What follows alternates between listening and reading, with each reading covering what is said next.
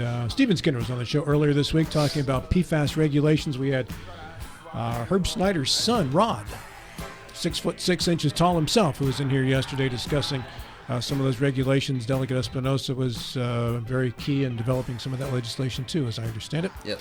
We are back with the Friday crew via telephone. Joseph Joey Torts ready. Joe, good morning to you. Good morning. I'm glad that Bill has his own camera. And my own mic, too, Joe. Yeah. He's always had his own camera. That thing followed him like a puppy dog last week. He was throwing out raw meat from his pockets. What did you do to the camera? It was avoiding you last week. Probably for good reason. Mr. Michael Carl is here as well. Michael. Good morning, everybody. Delegate Mike Height, holdover from the first segment, along with the Admiral. Good morning, sir. Good morning, Rob. And in the Larry Schultz chair, Delegate John Doyle makes his triumphant return. Former Delegate John Doyle.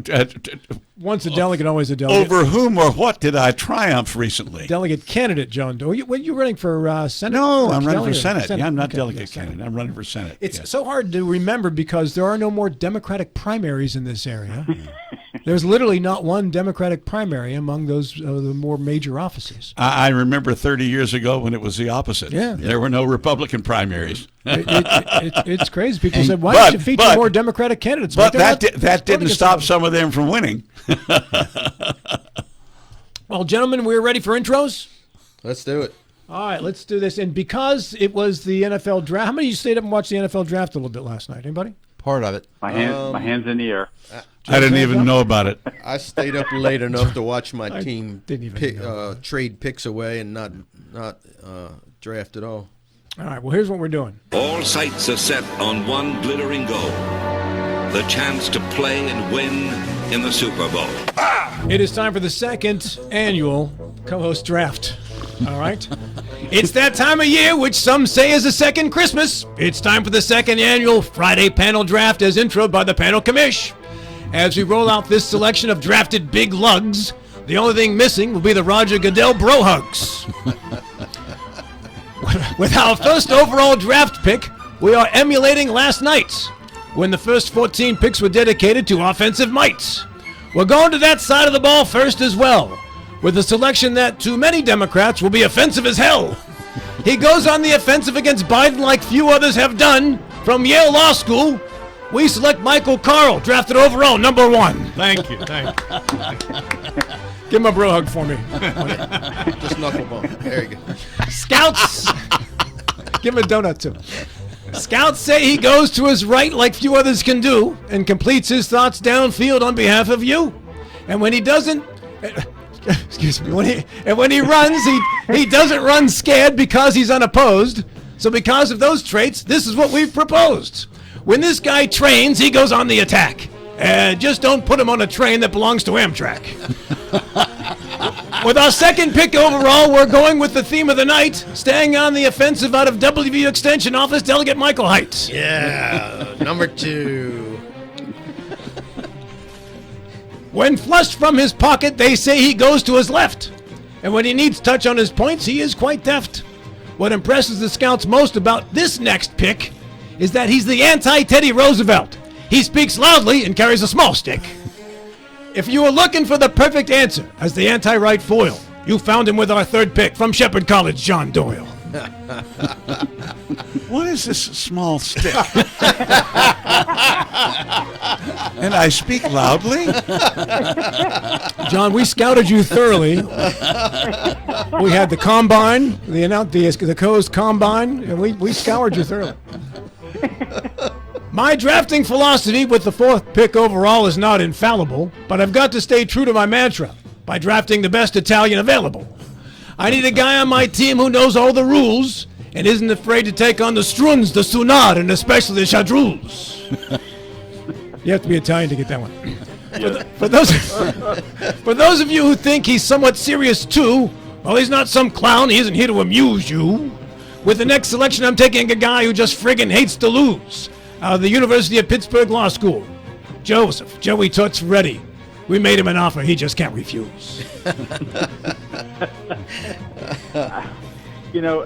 Your employer can fairly ask when you have the time to do this work. I don't sleep much. Stay up late a lot. You must not. Sounds like it. Now we go to the roundhouse discussion. Nope. No, you ain't getting out of here, your admiralship. You want to be able to beat that Tampa 2? You got to split those deep safeties with that ball you just threw. It's a job best done by a country boy with cakes on the griddle, which is why we go to West Tennessee to get that ball down the middle. Playing, not talking is what he does best, and there's no refuting, even if that means he's got to take on a prostituting attorney. With our fifth pick... I knew that was coming, Rob. I stayed awake last night knowing that was coming. With our fifth pick in the Friday panel draft morning fiesta, we need to select quickly before he takes his siesta. He's a 62nd year senior out of the volunteer states. With pick number 5, Bill Stubblefield, before it's too late. We got to give apologies to Katie. Sorry, Katie. And that is our draft of the second annual Friday panel draft. First overall, Mike Carl. That's big signing bonus money, Mike. Yeah, I'm very gratified and very pleased with your selection there. Could we retire this morning after discussion of for introductions?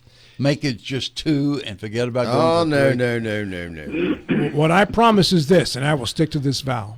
I will not do another Friday 5 draft until next year at this There time. you go. You know, the whole prostituting attorney, Katie, Bill has apologized to Katie, but Matt Harvey owned that yesterday. He did. He was like, hey, He I did. get it. He did. I missed that. A lot of people did, yeah. You were at breakfast with Mr. Carl, so you didn't hear any of it. Yeah, all right, our leadoff hitter here, Joseph Joey Toids Freddie, overall pick number 4. Joe. Okay, well, fellas, I was paying attention, as I usually do, but more intently this week to some of the court decisions and regulatory decisions that were coming out from our government. And a couple of things caught my eye, and one of them, of course, was the Fourth Circuit really clapping back on West Virginia's law regarding transgender athletes. But I thought about going there this morning, but I decided not to because I think we've debated that issue enough. It's being kicked around like a political football, as we know, leading up to our primary. So I'm going to steer clear of that and go to another intriguing development, which I think affects more people than we really know. And I'm sure there's some listeners who can understand this. And that is the Federal Trade Commission's decision to invalidate non-compete agreements in the workplace. And I thought we'd go here because on the panel we have an attorney who represents business interests by and large. We've got a left-leaning progressive candidate for office. We have a current sitting delegate. And then we have Bill Stubblefield. So I thought we would try to talk about this issue from a practical standpoint, which is in the workplace, should employers have the ability to have employees subjected to non-compete agreements? This, by and large, was reserved for high-level managers, CEOs, CFOs 30 years ago. But we have seen this kind of agreement really take root to the point now where in my own practice, I've had hairstylists and janitors come forward and show attorneys in my office non-compete agreements. What has really developed is now we have 18% of workers in this country, 30 million people who have these agreements in place. And what it does is it really inhibits their ability to go look for a better job with better pay, maybe in a location where they want to live. It hurts their ability to seek higher wages. It stifles innovation because some of these people might actually want to go out. If you're a hairstylist, you might want to go out and open your own shop, but you can't do it in your community because of non-compete agreements. Well, the FTC has now ruled that there will be invalid as of sometime in August or September. But within 24 hours of the rule passing, the Chamber of Commerce, the U.S. Chamber of Commerce, filed suit claiming that this was an abuse of power by another federal regulatory agency. So the question this morning is it the kind of regulation that we really should have coming from a regulatory agency, or are we going to fall back and say, oh, no, this is just an abuse of power, and it should be left to the states and Congress to decide. I think it's an important issue affecting a lot of employees. I wonder what others think. Let's start off with Attorney Michael Carl, our first overall pick. Well, on the actual substance of the issue, I'm going to avoid, but on the question about should it be a federal agency imposing this new rule or limitation, I'm against the federal agency's position. I think it should be state by state at the least. Although I do see, I have to admit, I acknowledge some merit in what not compete mean. What that means is really critical. In other words, you don't want to deny people the right to work generally, but it's important to the businesses, employers have a right to expect loyalty to a big degree from their employees. For how long, though? Well, lifetime contract? As long as they're working there. Are we going to pay them in house script? But the fact that they leave and stop working there changes the relationship. But it's still important to employers to have loyalty while the people are working. But extending beyond that is a legitimate economic issue. I agree. I think there's got to be some years to it's not indentured servitude because you took your first job at a place, though. Well, yeah, and it may be for that, but for federal agency to be making these rules is wrong. That's the problem with this ruling. Mr. Stubblefield. Yeah, Joe, I did not know anything about this. Can't paint me naive until you mentioned it. A little bit of research last night, though. FTC. Which implemented the plan, quotes these numbers. America's workers' earnings will increase by nearly $500 billion over the next decade. Healthcare costs will be reduced by $200 billion over the next decade. New businesses will increase by nearly 3%, adding over 8,500 new businesses. Innovations will increase, another 29,000 new patents each year over the next decade. All impressive numbers, again, for something that I did not realize existed until Joe posed a question. I'm sufficiently jaded enough to think everything's in politics right now. I believe this is a political ploy on the part of the administration just to cater to those votes from the blue-collar workers they're looking for. Mr. Doyle. Actually, this bill, I think this mostly applies to white-collar people. Well, there are some blue-collar people. There are blue-collar, yeah. Yeah, but I learned about it. I didn't know about this until about 2.5 years ago, I think.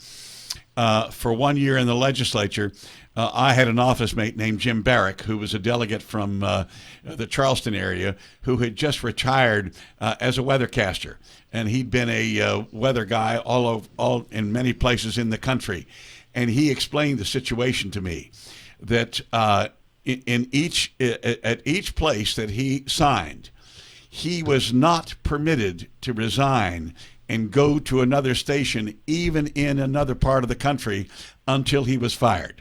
That was the non-compete agreement that he was required to sign with each one of the stations for which he worked. And I thought, this is just absolute nonsense. I will concede to Mike. I don't think it's necessarily wrong that the FTC made it. I do think it is much better and much cleaner if this is legislation. If it were simply that Congress would simply pass the law, like the Lilly Ledbetter Act on understanding what you're going to be paid. I think something like that is much better, much cleaner. But I do think this is something. It's absolutely got to stop. Mr. Height. Well, I'm going to agree with Mr. Carl that I think that if this is not spelled out in the Constitution, it needs to stay with the states. So I don't like federal overreach, and I think this is what's happening with the FTC. It's federal overreach. I personally have no problem with these contracts.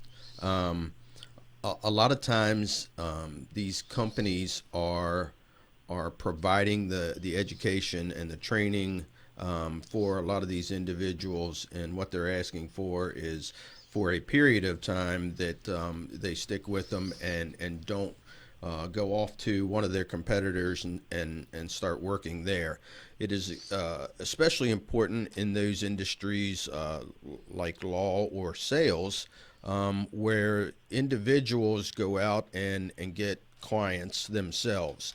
So when you're signing a non-compete for a period of time, when you leave a corporation, it's to protect that company, that corporation, from losing all of those clients, that salesperson, that lawyer, whatever, taking all their clients with them and hurting the company. And that's why they have these in place. Now, they have gotten down to the blue collar jobs, and I'm not sure I agree with that, but those are contracts. You don't have to sign the contract. You don't have to work there. These are optional, or you can negotiate with the company if you don't like what is spelled out in the contract and see if they're willing to either reduce the number of years or whatever. That's all negotiable. But as somebody that employs people here in Berkeley County, I certainly don't want them, especially if I've paid to educate them or help them along, I don't want them jumping ship and going to my competitor after I've invested a whole bunch of money into them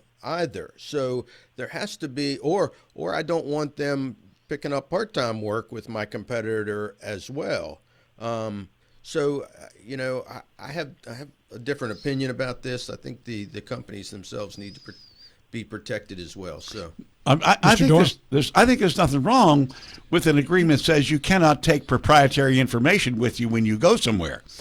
But if you say, hey, you're going to come work for me, you're going to sign this deal that says you can't leave until I say you leave, you've become an indentured servant. Well, nothing says you can't leave. Yeah, some of these contracts do say that. Anybody can leave and go anywhere. There's no indentured servitude. Yes, there is. The issue is not whether they can leave, it's whether they can leave and go directly to a competitor in the same field. That's right. That's exactly right. I think that's what you meant. That is exact. Thank you, sir. Yeah, I'm here to help.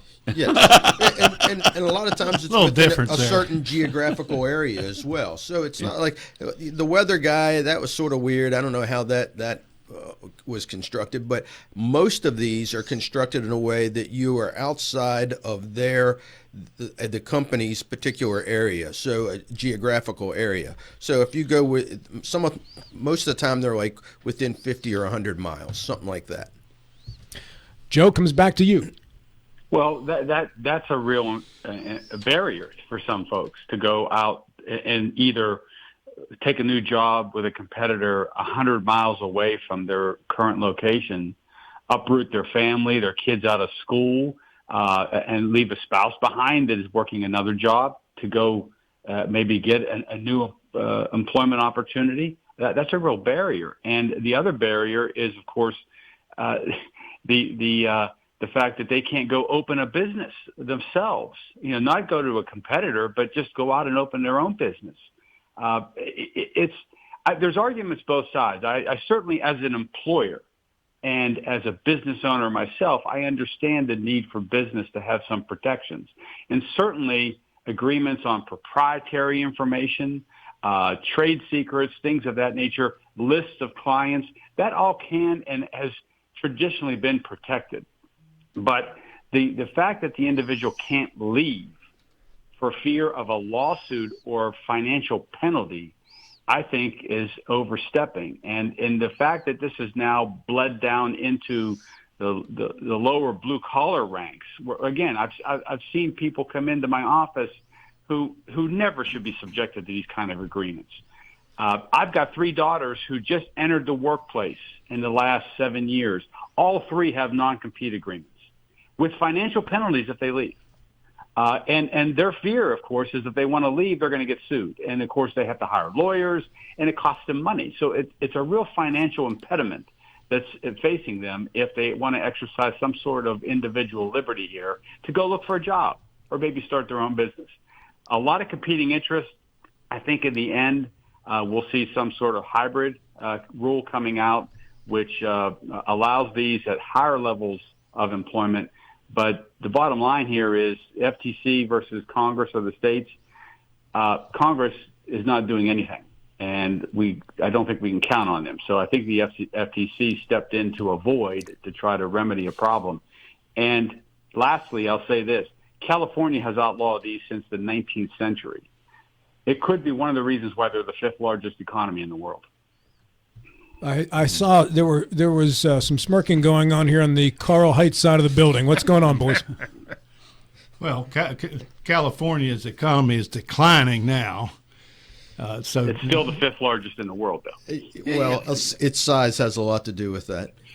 Well, no, there's a reason why Silicon Valley formed around Stanford University and not MIT. And one of it was those higher educated people who valued their liberties and the ability to go out and maybe start their own software businesses and all, thought that California was the place to be.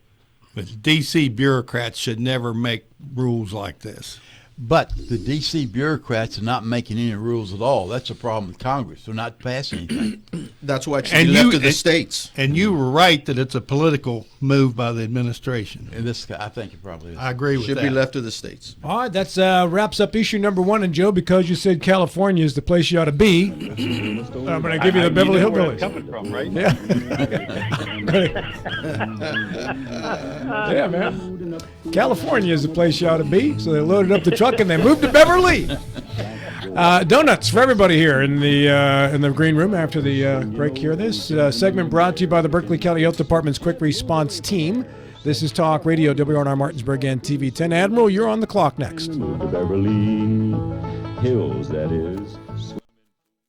If you or someone you know suffers from the disease of addiction, help is available from the Berkeley County Quick Response Team with peer recovery coaches and support promptly to the homes of those who've recently experienced an overdose. This collective effort towards recovery brings resources and services to the community, including naloxone and treatment options. Call 304-267-1313 or visit the Berkeley County Recovery Resource Center at 800 Emmett Rouse Drive, Martinsburg. The Berkeley County Quick Response Team is funded through a DHHR grant with the Berkeley-Morgan County Health Department. I'm Mike Folk. I support the truth, so you're darn right I support this message. I'm here interviewing voters for the upcoming primary. So, who are you voting for? I'm voting for Blair. I love how he pockets my tax money by paying himself more than any senator in West Virginia history. Nice. And you? Oh, Blair for sure. I'm young and healthy, so I have no problem living in a state that ranks dead last in healthcare. Plus, he promised me a job 20 years ago. And did he deliver? Not at all. Fabulous. And what about you? I like Tom Willis.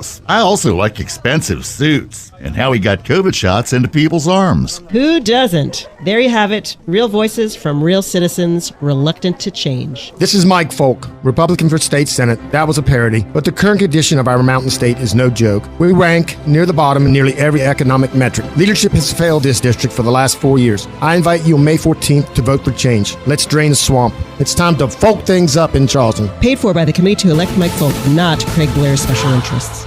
The future doesn't wait. Why should you? Blue Ridge Community and Technical College offers over 60 degree and certificate programs in education, IT, culinary arts, engineering, and so much more. Small class sizes, flexible schedules with evening and online classes, affordable tuition, plus financial aid is available to those who qualify. Now you can go to college. Visit us online at blueridgectc.edu. That's blueridgectc.edu. Stop waiting and enroll today. More Capito has a clear immigration plan. Law enforcement will deport illegals, and fentanyl dealers will face life in prison. A clear plan on taxes.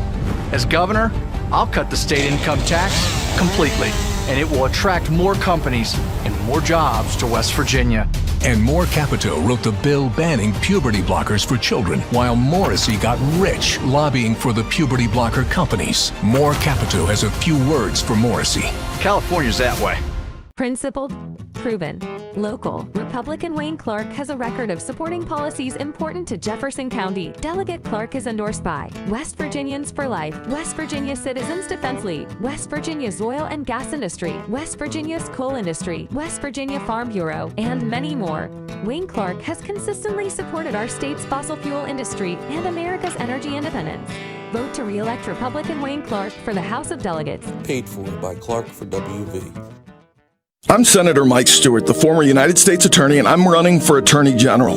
As President Trump's personal pick for United States Attorney, I was on the front lines of the opiate crisis. I prosecuted 2 members of the state Supreme Court, directed the biggest drug raids in state history, and took enough fentanyl off the streets to kill more than 40 million people. As Attorney General, I'll fight for the Eastern Panhandle. I'll fight for locality pay, local control, and to keep D.C. drug dealers in D.C. or behind bars. I stand with President Trump and have a proven record that's tough on crime. My opponent's record?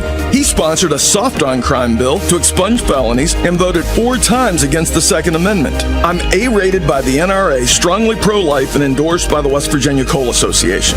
If you're ready for a proven leader who'll fight for your family and your jobs as Attorney General, I'm Mike Stewart, and I'm asking for your vote. Mike Stewart, a strong conservative leader for Attorney General. Go to makewvgreat.com to find out more. Paid for by Mike for WV Committee. I'm Larry Hess, Berkeley County Assessor. I'm running for re-election, and I'm asking for your support. In 2012, I was honored to be elected Berkeley County Assessor. Since elected, I have updated GIS mapping, online filing, scanned all personal property files, and recently added a full-time employee to monitor out-of-state tags. I have a 100% rating from the State Tax Department and am certified in all forms of their assessment practices. My experience is unique with over 38 years working in the assessor's office. Please get to know your candidates before you vote. I am the only candidate in this race with qualifications and experience. My opponent has no experience in this subject field. I'm Larry Hess. Thank you for your support, and it would be an honor to continue serving the citizens of Berkeley County. Vote Larry Hess, May 14th. Paid for by candidate. Sick of career politicians fattening their own wallets? I am too. This is Tom Willis. I'm running for West Virginia State Senate. I'm a U.S. Army Special Forces Green Beret, constitutional conservative, local business owner, and Christian family man. I'm pro-life, pro-gun, and pro-your West Virginia family values. Unlike my opponent, Duty Day Craig Blair, I will never vote for the chemical castration of gender-confused minors or to give $290 million of your taxpayer dollars to a woke Green New Deal DEI form energy company. Together, we can win. Please vote for me, Tom Willis, on May 14th. Paid for by friends of Tom Willis. After a car accident, what do you get when you call Mansion Ferretti? You get more experience from a local law firm with over 115 years of combined service. More respect from a team who treats clients like their own family. And more fight, because we want you to get every dollar you deserve. Experience, respect, results. If you've been injured, that's what you want in your lawyer. And that's what you'll get when you call us. Car accident? Get more with Mansion Ferretti. 304-264-8505. Ron Stevens. May the 14th on the ballot, there will be the item for the school excess levy. This is continuing a school excess levy that Berkeley County has had continuously for 75 years. Things are a little bit different with legislation that changed how excess levy schools can go to communities and ask for support from special elections to now only being able to do those during primary and general elections. Levy supports the general operating budget. We're in a competitive market here around all the counties that surround us, and the school excess levy supports all the learning activities, textbooks, technology, learning experiences. It supports the people. This is how Berkeley County is able to compete with some of the surrounding areas in forms of insurance. We have community partners that benefit from being a part of this, public libraries, Parks and Rec, the Health Department, 4-H Extension Office. They all receive direct funding from the school excess levy. Live from the Talk Radio WRNR studios, it's time for Eastern Panhandle Talk with Rob Mario. Thank you, Cliff Maxwell, and welcome back to the show. The second hour of the program is produced by the sports doctor Colin McLaughlin and brought to you in part by the folks at the Mansion Ferretti Law Firm. We just happen to have one of those folks with us via telephone. Joe, go ahead and plug the firm. Rob, we are located at 408 West King Street in downtown Martinsburg. You can contact us at 304-264-8505 or visit us on the web at wvjusticelawyers.com. Nicely done, Joe. And the rest of our Friday panel includes Mr. John Doyle in for Larry Schultz today. John, good to see you back. It's good to be back. Delegate Michael Haidt, hello, sir. Good morning. Happy Friday. The senior member of our crew, number 1 overall draft pick, Michael Carl. Good morning, everybody. Yeah, man. And now with issue number 2, the 62nd year senior out of West Tennessee, Bill Stumblefield.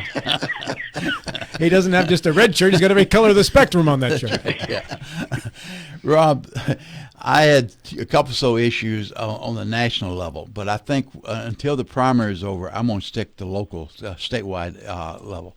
This is the political season. Political seasons are accompanied by ads of all sorts. We have the direct mails, and the Badger's benefiting from those to a great degree.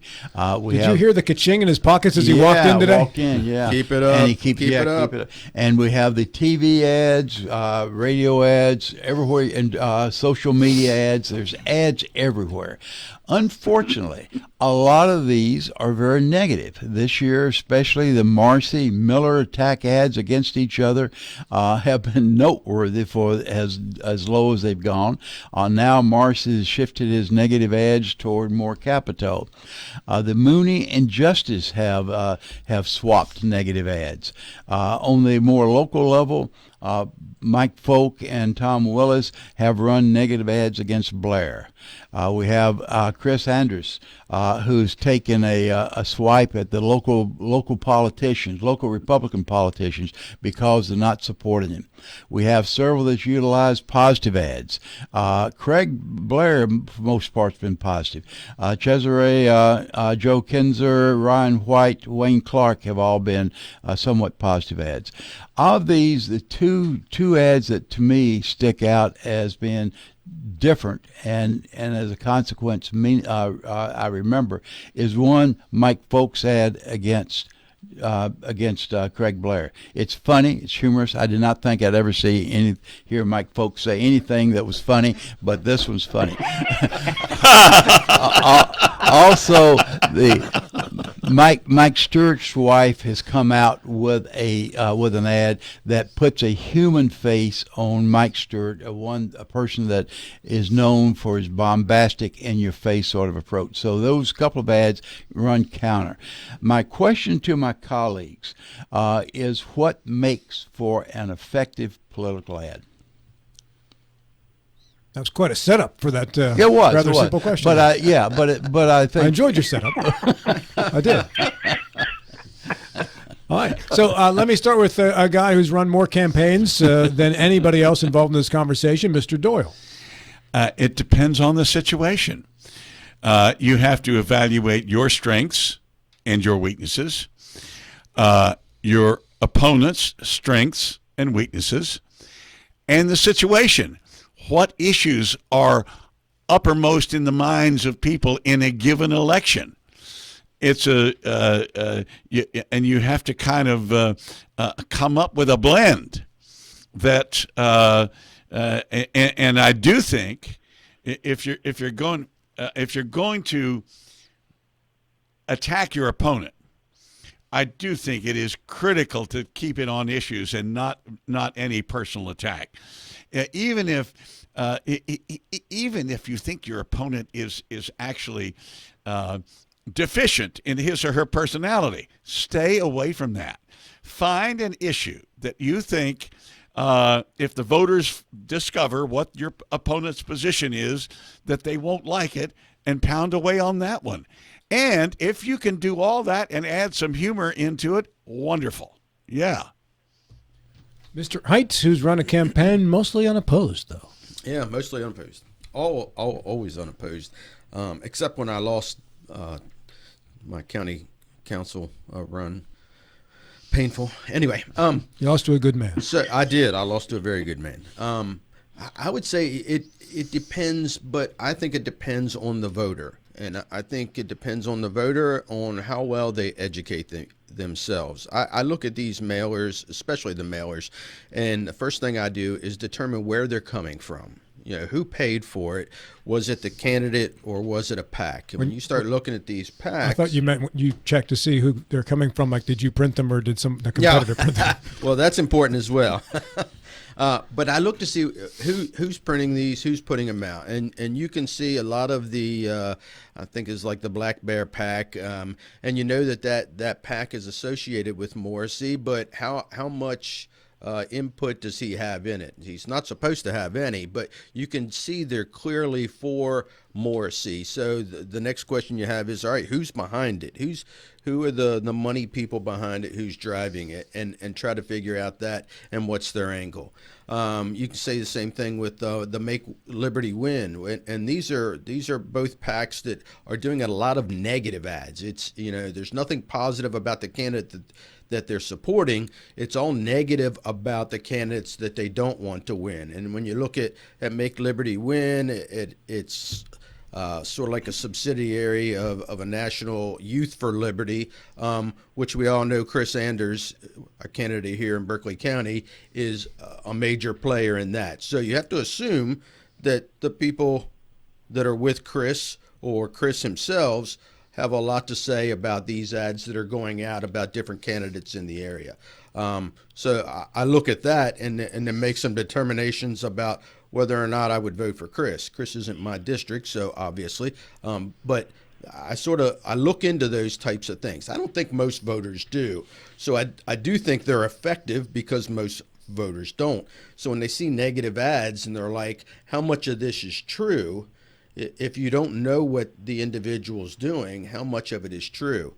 The positive ads, when somebody's promoting themselves, I think most people are like, yeah, okay, you're just promoting yourselves. You're going to say good things about you. I think it's more the negative ads that people look at, and whether or not they believe them or not is key. And I think a lot of times they do believe it. Joe Ferretti.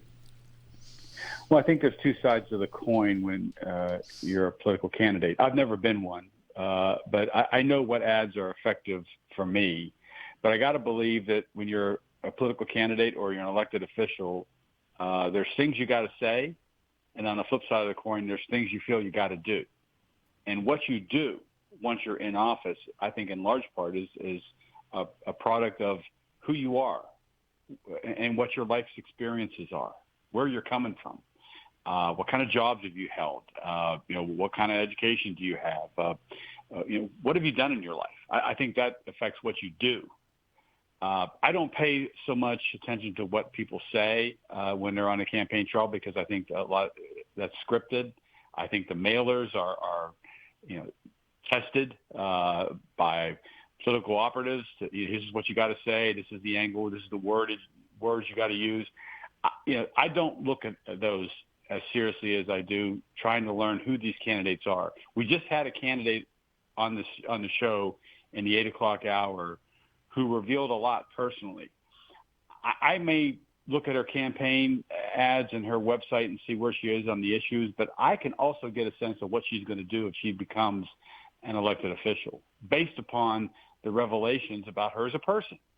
So I look for those things. I look at the ad that Mike Stewart is now running with his wife, vouching for him as a father and a caring person. I think that was absolutely necessary because Mike Stewart has a hard edge to him.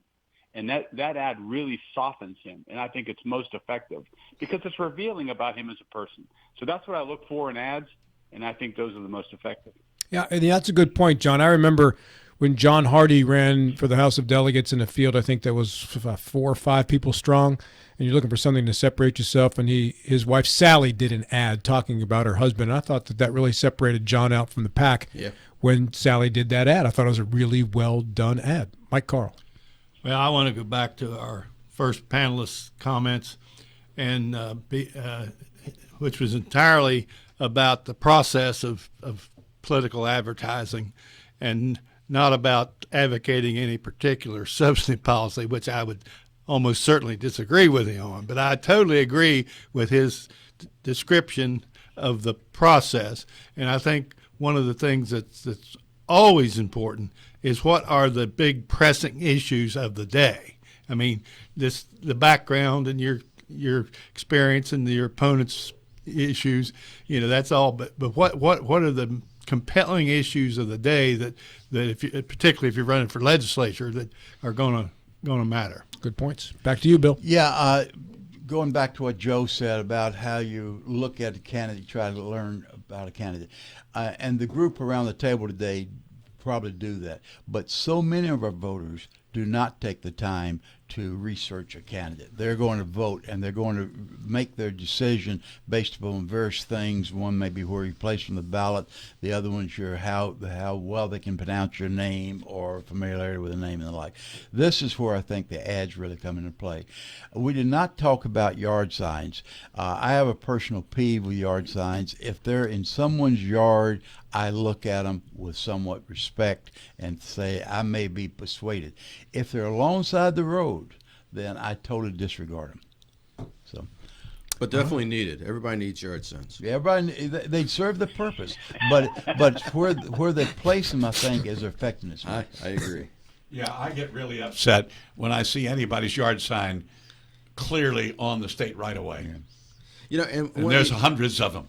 People do it all the time. Other things about these ads that irritates me is when I see negative ads that are blatantly false, and you know, I think there needs to be some reform when I think some of these comments are just libel or slander. I think we need to take a look at the laws, and just because you're running for a political office doesn't mean people should be able to lie about your record or who you are. But the Supreme Court, 15 years or so ago, said the PACs could do practically anything they wanted to do. I know, they're wrong. Bizarre ruling that you can make stuff up about a candidate and it's fine. That doesn't make any sense. And AI is going to make it even more difficult. Oh, yeah. Oh, yeah.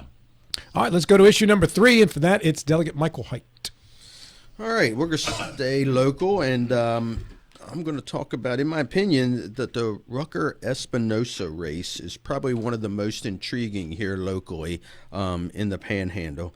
And both are very well-liked politicians, and both are very polite in the way that they handle themselves. So I'm wondering what is going to set them apart, and does the panel think that one has an edge over the other, and why? Let me go to Jefferson County. John Doyle on this one. John? Mike Hite, you are not going to trick me into sticking my nose in a Republican primary. I'm not going to do it. In the immortal words of George H.W. Bush, not going to do it.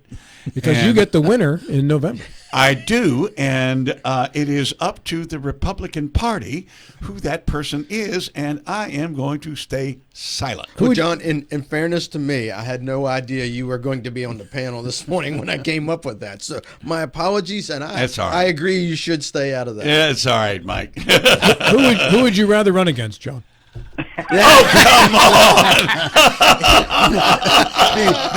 Before Ferretti started laughing, John was ready to answer that. He was. Oh no! Taking a okay. If you want who would you rather not run against then? You are wasting time, Mr. Moderator. You just figured that out. I do this every day. 2 hours a day. What, waste time? Yes. Okay. That's what I get paid to do. Would you at least admit that this is a very intriguing primary race? Oh, yes. Okay. Why do you think it's intriguing? Which of the person is more intriguing, John? Of the two, who would you say is the more intriguing? All right, Mr. Stubblefield. Yeah, I agree with Mike Hite. This is the race that I'm having more difficulty putting my finger on. If I talk to folks, say in Berkeley County, they say Espinosa is going to win hands down. You talk to folks in Jefferson County, especially those on the mountain, say Patricia Rucker is going to win hands down. Last Monday when they were both on the radio station, I thought we'd be able to get some clarity, some distinction between the two of them. Other than being exceptionally polite to each other, very, very civil. They are two of the nicest people imaginable. Rob, you and I probed for an hour, and I came away feeling there was no clear-cut distinction between the two. They were both articulate in what they said. So I find this very intriguing, Mike, but I have absolutely no idea how it's going to play out. I think it's going to be a very close race. The follow-up question to that, then, to add on to Mike's question is, if that's true, what you said, Bill, that the two are fairly indistinguishable politically, does the edge go to the incumbent or to the challenger, who is also an incumbent but in a different way? Mike Carl. Well, I think, first of all, let me disclose that I've already made a donation to Espinosa. So, but I do. Why did you make a donation to him? Mostly because Craig Blair asked me to. That's key. That is key. Because that question is asked on Monday. Craig, if you're not too busy, could you call Mike and ask him to donate to the Rob Mario Fund for indigent broadcasters? I followed Espinosa's, political career, so forth, and I supported him, in the past, and but I think that race, I agree, it's a fascinating race, and I think it reflects the both the growth and the evolution of the state Republican Party and the in the leadership ranks of it. And now I vaguely recall, wasn't Rucker a Democrat at one time, way back? I have no idea. Not that I know of, but I don't know. My memory is when the family came here from Venezuela, it's possible. It's not great, but it somehow But if that's not true, I apologize to her. But what difference would it make? Oh, it'd make a huge difference. Oh, it would? Okay. Yeah. I mean, but have you contributed to Jason Barrett? It would just add to my support of Espinosa. Have you contributed to Donald Trump? Was he not a Democrat at one point? Donald Trump is what he is today. Even Ronald Reagan was a Democrat. Ronald Reagan was a Democrat. Yeah. My father, thank God they saw my the father was a Democrat. Come on. Hey, and Jim Justice was a Democrat for about 5 minutes. I know he didn't. I know he didn't get Mike started on that one. All right, Mr. Ferretti, you're up. Okay, so I think this is a fascinating race in that Jefferson County is becoming a bit of a microcosm of our state politics, with the Republican Party in control and growing by the day in terms of numbers. There are factions forming within the party. And what we're seeing, I think, in Jefferson County, in this race, I think, if I can be so bold as to wade into this race, I think that it's can be characterized as the townies versus people in the rural areas of Jefferson County. I think Patricia Rucker is going to run very strong in a lot of the rural areas of Jefferson County, and I think Paul Espinosa is going to do well in the municipalities. So that's how I see it breaking down, but it's interesting to see the factions in the Republican Party forming in Jefferson County. There's the MAGA crowd, the Trumpian crowd, and then there's what we could refer to as the traditional Republican Chamber of Commerce crowd. And I see this race breaking down along those lines. As to who might win, I have no idea, but fascinating race. But final note for all candidates who are running for office in hotly contested races, these two are showing you how to do it, I think, in a very fair, very civil way, and I hope it's a model that others will adopt. Comes back to you, Bill. No, actually, I'm sorry, Mike. I see this as a very close race as well, and a model of how races should be run. My personal opinion is that these two individuals are extremely well liked in Jefferson County, and will probably split the vote. I don't know if it's rural versus urban like you do, Joe, but I because I see a lot of the horsemen like in Espinosa as well, and they're more in the rural areas. So I think the key is going to be South Berkeley County, where I think maybe Espinosa has a slight edge, but then you have to say that the incumbent has a slight edge as well. So this could come right down to the wire, and it's probably one of the most interesting races in the state right now. Yeah, if you're a voter in this Republican primary, it'd be interesting to know what it is that's going to sway your vote on this one, and if you are in that district, post it on Facebook what you think would sway your vote, because I'd like to hear some of the opinions on that one. If I was a voter in this district, I don't know how I'd vote when it came down to this one. It'd be difficult. They do have different voting records in their time spent with the legislators. One, I think, is more consistently conservative, maybe even hard right conservative than the other one. But you have to dig in their voting records to make that determination. Yeah. All right, here we go into the break. Let's see, Mr. Doyle, you're on the clock with issue number 4. George Jones takes us into the break, passed away this date in 2013. This segment of our show today brought to you by CMA Honda and also by elder care attorney Danny Staggers in downtown Martinsburg at 304-267-3915. And the horn begins honking. At Carter Myers Automotive, what we do today will tomorrow become what we've done. That's why Owners Just Do More no longer defines us. Our work is never done because what we live by doesn't have a finish line. We care. Our company of owners is moving lives forward every day by finding more ways to care before, during, and after your purchase. Because when you're happy, so are we. Carter Myers Automotive.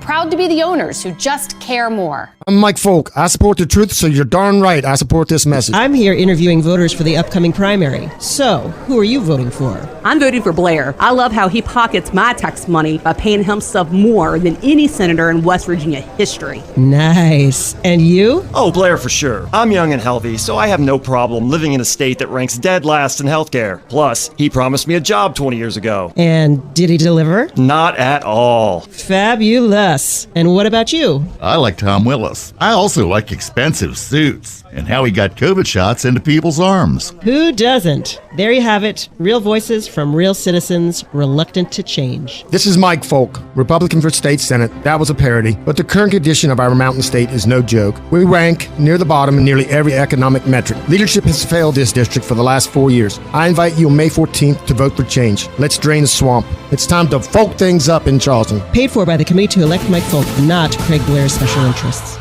I'm Katrina Stewart, and I get this question all the time. Who is Mike Stewart? Well, I want you to know my husband, Mike, not the tough prosecutor or candidate, but the man I fell in love with. He comes from a coal mining family and worked his way through college. He paid every dime of that tuition. He's been at my side for 30 plus years, and he works harder than anyone I've ever known. He's a great dad to our 2 amazing daughters, Isabella and Audrey, and our family is everything to him. If you want to know who Mike Stewart is, when I was diagnosed with bilateral breast cancer, he was the husband at my side at every appointment, every surgery, and every chemo. He was the dad who took care of our daughters when I couldn't and made every Christmas special. He's the guy that always fought for me and our family. That's the Mike Stewart I know. And that's the Mike Stewart you'll get as Attorney General. Mike Stewart, a strong conservative leader for Attorney General. Go to makewvgreat.com to find out more. Paid for by Mike for WV Committee. Do you have someone in a nursing home, or are you worried about somebody you love going into a nursing home? The law firm of Daniel Staggers can protect your assets. Call the law firm of Daniel Staggers today at 304-267-3915. The Daniel Staggers Law Firm does elder care law, estate planning, and special needs trusts for disabled children and family members. Visit the Daniel Staggers Law Firm for your initial free consultation at 133 East John Street in Martinsburg. The Daniel Staggers Law Firm, when you need asset protection for you or for a family member.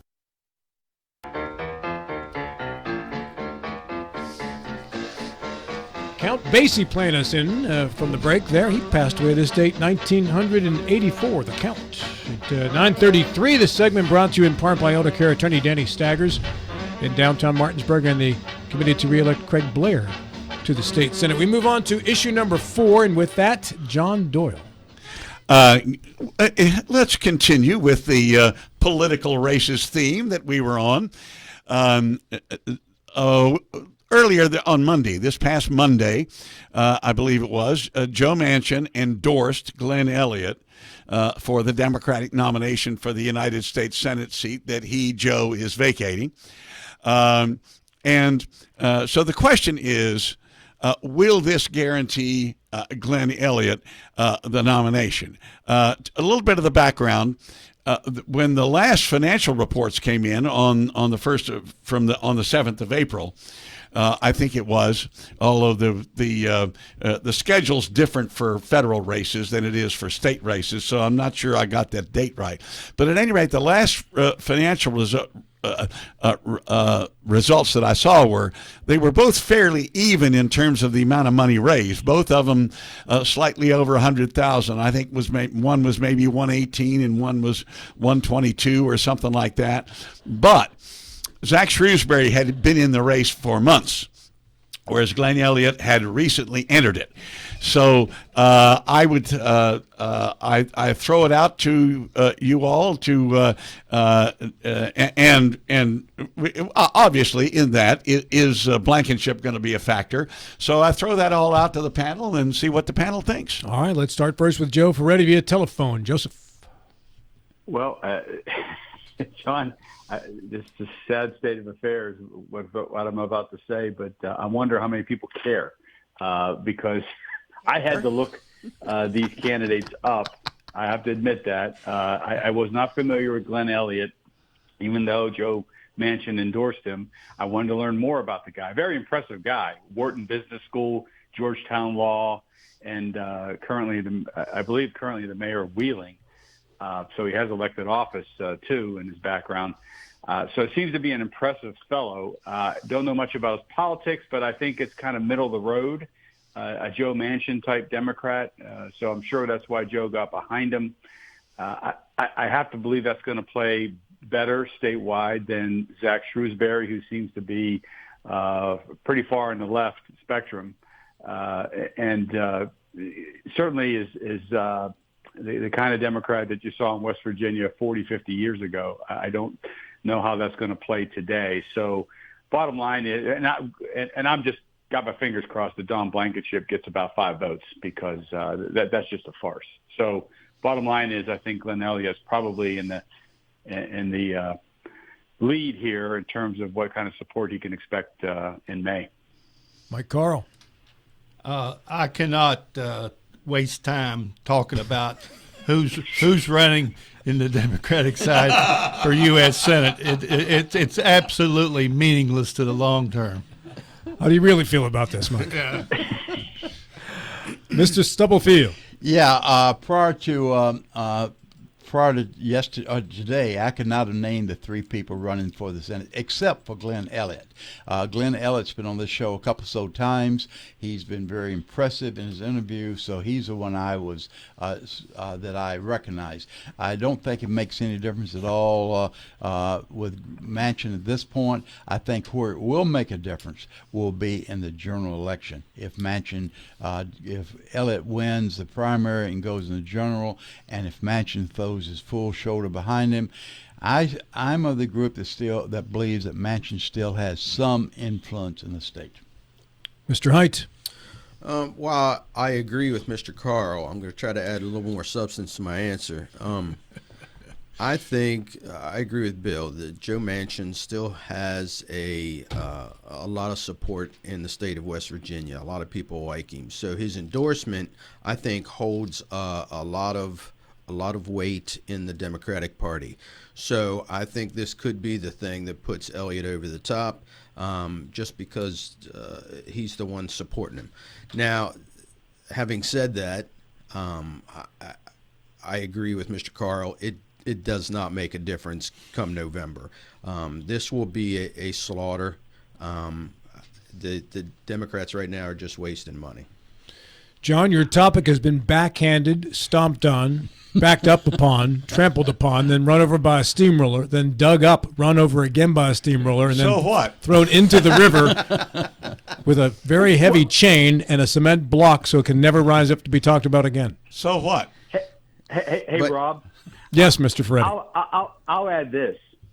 If we're looking long term towards November, and let's just say that someone like Glenn Elliott, who I think is a Joe Manchin type, let's say he's nominated by the Democrats for that seat, and it appears that justice is going to overwhelm Mooney and he's going to be the Republican nominee for U.S. Senate.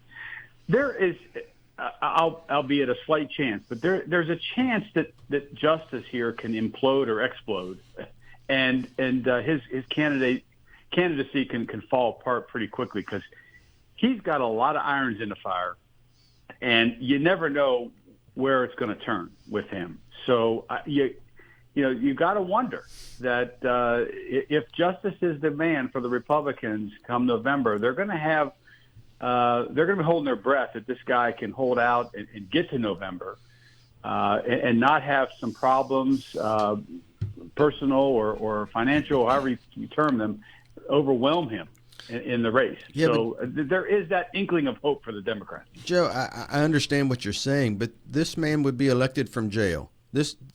I don't understand it myself. I scratch my head a lot of times when it comes to the popularity of Jim Justice in the state of West Virginia. And if he were to go to jail, and maybe if even if he were to die, I think he might get elected over the Democratic candidate. I just think that he's that popular. I don't think he is, but that's all right. I want to say this. I am not endorsing either Glenn Elliott or Zach Shrewsbury. I am saying, as Joe Ferretti did, for heaven's sake, do not vote for Don Blankenship. I do think Elliott's going to win. I think he was going to win anyway, and I do think the Manchin endorsement will result in him winning the nomination going away. And I do think he's going to do a heck of a lot better in November than some of the people on this panel think. What percentage would you give him in November? What's your over-under? 40? You have him winning? It'll be at least 40. 45? I don't know. Does he win? That's what I'm asking you to guess. That's the purpose of you not knowing. I said he's going to do a lot better than you think he's going to do, Mike, and I'm sticking with that. If you knew, it wouldn't be a guess. You're probably right, because I'm giving him maybe 25%. Yeah, it's going to be way better than that. Way better than that. Okay. Issue number 5, we move to Michael Carl. And we won't move very far in terms of the subject matter. My question is, regarding Jim Justice, if he gets elected U.S. Senator, which thing will be the greatest obstacle to his being a good advocate for Republican causes in the U.S. Senate? One is all the undue influence to which he's subject due to his own self-made, financial mess, or two, the fact that his record as governor, he's shown that he is very reluctant to show up at the seat at the office where he's supposed to be, and to vote as a U.S. Senator, you have to physically be in the chamber in Washington, D.C. That's a lot bigger challenge than going from Greenbrier County to Kanawha County. I'm not sure he knows that he has to be there and that he can't sit home and vote from Greenbrier County. Mr. Doyle, go ahead. I'm done. Are you seriously done? Yeah. That's all you have to say about that? Unless I hear something from somebody else. All right, Mike Hite. There's another certain senator that just steps into the room, casts their vote, and then steps back out from Pennsylvania. So he might not have to be there very long. But he's there in D.C. He is in his jumpsuit, sweatshirt. Yeah. So I think not a Fetterman fan, I take it. No. So I think Jim understands, Governor Justice understands what is going to be required of him once he takes that seat if he wins. So is he going to still spend a lot of time in Greenbrier County? Yeah, I think he will, and go back and forth. So I think he knows what he's got to do. He'll be there to vote. Billy? Yeah, Mike mentioned Fetterman. I think there's another association with the justice as well, and that is the health. He's a huge man, we all see. Is not very mobile, but he's also had at least one, maybe two health scares while he's been as governor. I think that is probably a bigger risk, Mike, than the two things you mentioned, his personal financial vulnerability and his reluctance to actually show up. Those are the points to be considered. But the risk of him having another health scare, I think, is very real. The love of baby dog in West Virginia keeps him going, Bill. Well, Justice is a very skilled politician. He is, and he's used baby dog and all parts of baby dog's anatomy to his benefit. Amen. And to Joe Ferretti. Well, of all the things that we can lay at the feet of Mitch McConnell, Jim Justice's candidacy for the U.S. Senate is one of them. He was goaded into this. I can go back and get you quotes from Jim Justice that after this last term as governor, he was willing to and ready to fade into the sunset. and perhaps maybe pay attention to some of his business interests, which seem to be in disarray. But he was asked to run for this seat, and it was because Mitch McConnell has a visceral dislike for Alex Mooney and did not want to see him in the U.S. Senate. That's what it comes down to. So McConnell put the might of the Republican election committee in the Senate. I don't know what the acronym is for them, but whatever McConnell controls in terms of funding for these races, that was thrown behind Justice, and Justice was convinced to do it. He's not up to it physically. He suffers from neuropathy. He can't stand for any length of time. He certainly doesn't report to work. Can anybody on this panel envision him on Meet the Press talking about the issues of the day? If you can't, then you shouldn't vote for the guy. But I can tell you he's going to win overwhelmingly in the state, and I just think we're going to not be served well by him in the U.S. Senate. You love him or hate him, Joe Manchin was instrumental in doing things for West Virginia. And I don't see anywhere near that kind of impact coming from a Jim Justice Senate seat. And I just, it's a shame, but that's where we're going. And I can't imagine that blame goes anywhere other than Mitch McConnell. Actually, I can see him on Meet the Press. I can see him doing those types of interviews. I think that's where he shines the most. He thinks well on his feet. He's a politician. He knows what to say and when to say it, and usually turns out pretty good when he's behind the camera. Yeah, we talked about the Glenn Elliott a couple of minutes ago, who's a kind of a John F. Kennedy sort of individual, youthful looking, very articulate, full health and the whole bit. If we get on the general campaign trail between Justice, who is quite overweight, and Glenn Elliott, except for those hardcore Republicans or those hardcore cult members of supporting Justice, do you think the physical appearance will have any weight at all on the election? No pun intended, I hope. I know pun. As soon as I said that, I started to stop myself. But I knew somebody would catch me on this. We got your back, Bill.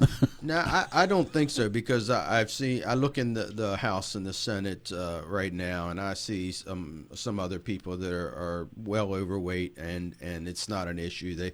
They manage to come to work every day and I'm not talking about coming to work every day. I'm talking about the image as on the campaign trail.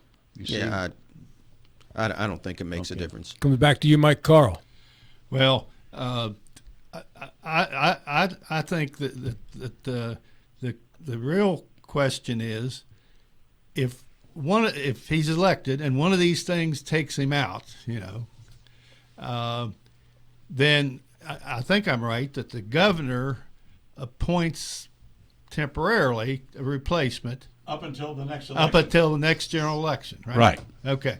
So thank you for confirming that. So that makes our race for governor, maybe a race, to appoint a U.S. senator for quite a number of years if this happens early. No, not quite a number of years. You're right. It's not to the end of the term. It's to the next.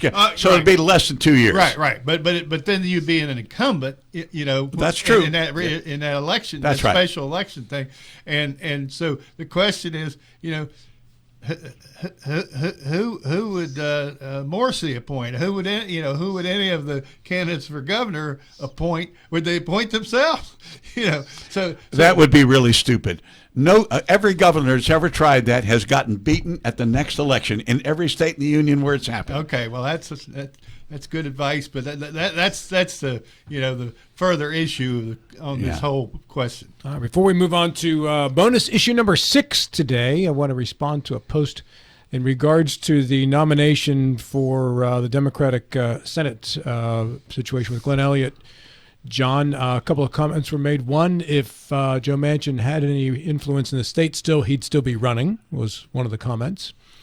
And then the other one was both Manchin and Elliott allowed the steel industry to end in Wheeling and the state. And just a quick comment, having grown up in Pittsburgh, and my father and his brothers worked in mills. Joe Ferretti, family the same way with steel mills. My grandfather worked in a steel mill. those decisions to close those mills are made so far above the mayor of a town's level and a senator from that state's level. Yeah. That is a decision that is made. They have zero input on saving that industry in this country in any way. There was, trust me on that one. And 300,000 steelworkers in Pittsburgh lost jobs in the 70s, and not to mention countless other hundreds of thousands of jobs associated with that. It had nothing to do with who was the mayor of the city at the time. Nothing. Well, I will say that the influence that Manchin has statewide is predominantly, if not solely, on the Democrat side. So anything he holds over anybody here in West Virginia, it has to do with the blue side. He doesn't have any influence at all on the red at all, which is why I don't think he ran for Senate again. I totally disagree. I've been acquainted with Joe Manchin since he was in college with me, and I'm a lifelong Republican, and I'm not alone among the active traditional Republicans who have always been involved in exchanges and relationship with Joe Manchin. Joe Manchin was the first interview I ever did when I started the talk show across town 27 years ago. Yeah, Mike. Mike Hyde. I agree with Mike Carl. Manchin's influence actually he has some intense opposition from the far left of the Democratic Party in the state. And incidentally, I want to push back against Joey Torts, who early in the program referred to me as a progressive. I have categorically disassociate myself from that word progressive. I'm not a progressive. I am a liberal, but I'm not a progressive. So I just want that understood. So what's the difference? Can you distinguish the two? Liberal to me is anything from dead center all the way left. It's the broad category of being on the left. Progressive has come to mean far left. If you look at the Progressive Caucus in the House of Representatives, it's the 40 of the 200 and some Democrats, it's the 40 that are farthest to the left. I consider myself center left. Okay, and what issues do the progressives push that you don't agree with? Oh Lord, we're going to need a lot more time. It is really more a stylistic thing, Mike. It's the language you use. For example, I am opposed to the idea that health care is a right. I think it's irrelevant. I think affordable health care for everybody is good public policy. So that's why I'm for it. Whereas most people on the far left would say health care is a right.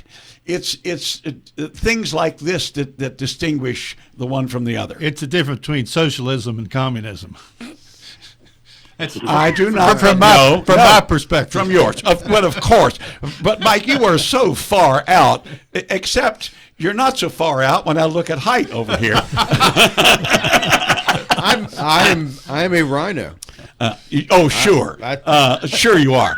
I get called a rhino all the time. No, for example, I reject the idea of being a socialist. Now, Bernie Sanders... That's very big of you, John. Thank you.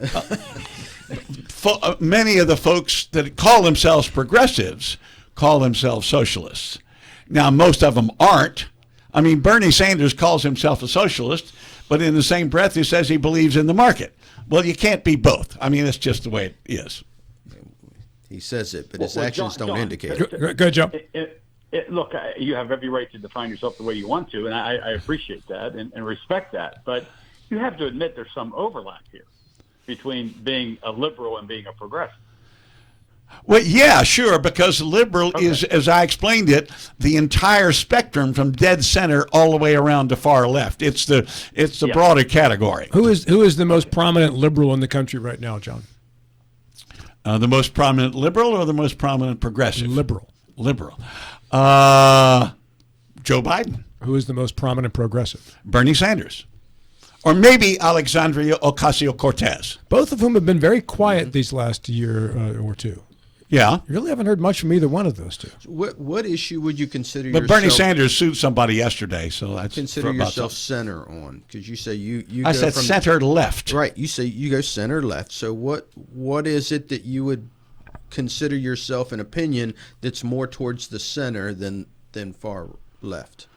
Well, on many things. In other words, I don't consider myself to be in the center. Okay.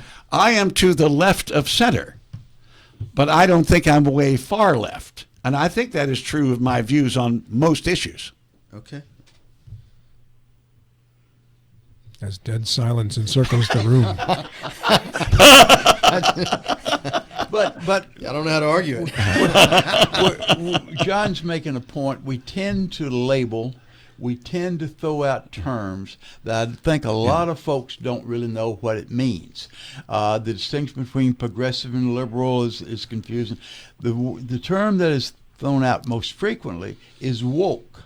I have no idea at all what woke means, but it's used all the time, generally in a very negative context. It's become the most used word in this election. It is, yeah. And yet you go to the dictionary, you don't get much of a meaning out of it. I've had good friends that have gone through some research trying to analyze what it might actually mean. Everybody knows the root of it, where it came from initially, but the current definition is a lot more. When we ask candidates who use the term a lot, I get the feeling that their definition tends to be like pornography. I know when I see it, kind of a thing. Right? Was that Potter Stewart that said that? Or was that another Supreme Court justice? I think Joe said yes. I think it's Potter Stewart. Yeah, I think it has a lot to do with when people take a stance on an issue solely based on virtue signaling. It just for the only no other reason other than virtue signaling. That's the only reason they take. That's the only reason they take a position. So they take a position on something because they think that's what the people want them to, so that they look virtuous by doing so.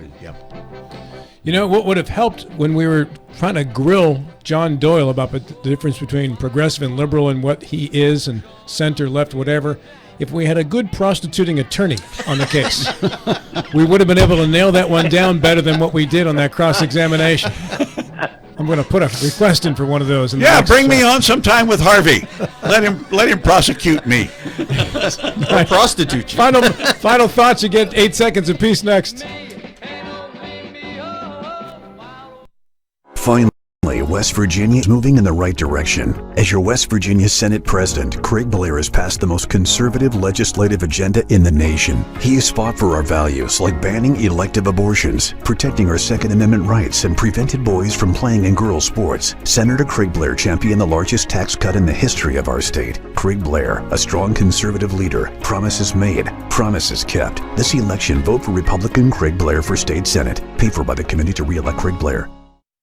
With 4 new car dealerships and 4 used car dealerships in 3 states, Parsons is the largest used car and fastest growing new car dealer in the tri-state area. Take Parsons Ford with huge savings on hundreds of new Fords, financing from 0%, Parsons' goal of financing for all, and Parsons' famous above-market trade-in allowances that help make Parsons #1 for used cars too. See why so many won't buy anywhere but Parsons Ford in Martinsburg. We became #1 by making you #1 first. Parsons. The Palace Lounge in Martinsburg is the place to be. Join us every night to relax and enjoy football or basketball games featuring either the Martinsburg Bulldogs, Shepherd University Rams, or West Virginia Mountaineers. We will have steak night every Wednesday, trip nights every Thursday, and now taco and margarita nights every Tuesday. You can find us on Facebook or call 304-267-7520. The Palace Lounge is located at 1350 Edwin Miller Boulevard in Martinsburg.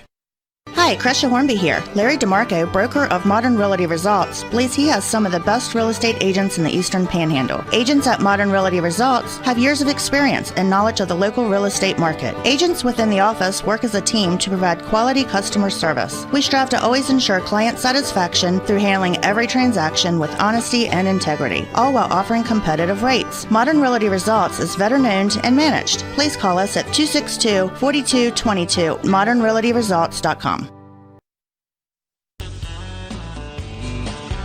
All right, for the sake of Mike Height, 8 seconds apiece. Final thoughts brought to you by Century 21 Modern Realty Results. John Doyle, go. 5 years from now, we will see that Michael Penix was the best quarterback drafted this year. Bill Stubblefield. Have 2 weeks to get to know the candidates. I forgot. Take advantage. Joe Ferretti, go. Should Mike Folk have his last name synonymous with forced unlawful carnal knowledge? Mr. Carl. The Pirates and the Cardinals are close together in the standings. Unfortunately, it's at the bottom of the National League Central. Mike, how you got time this week? Woo! Congratulations to the recent Hall of Fame inductees to Martinsburg High School: Mary Hayward, Justin Arndt, Brandon Barrett, Jackie Brewer, William Shug Kisner, Britt Dave Sherman, Ramsey show is next. and This is Doug Tom Stewart. Radio, WR Martinsburg, and TV Congratulations to all 70 of you. short hours.